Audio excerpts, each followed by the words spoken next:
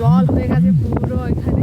আর এখানে ওই চুলগুলো দেখে, এই যে ওর বাবা গেছে জাল পাততে, খুব শখ। আর এই যে